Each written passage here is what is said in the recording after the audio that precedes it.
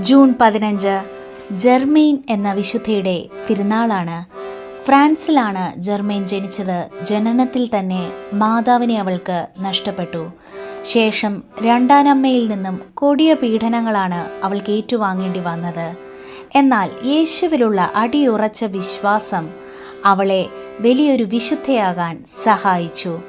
ഒരിടയ പെൺകുട്ടിയായിരുന്ന അവൾ മണിക്കൂറുകൾ പ്രാർത്ഥനയിലും പരിത്യാഗ ജീവിതത്തിലും മുന്നേറി.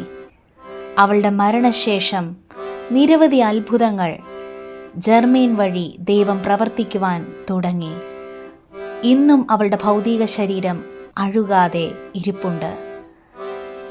തിരുസഭ അവളെ അനാഥരുടെയും പീഡനങ്ങൾ അനുഭവിക്കുന്നവരുടെയും മധ്യസ്ഥയായി ഉയർത്തി.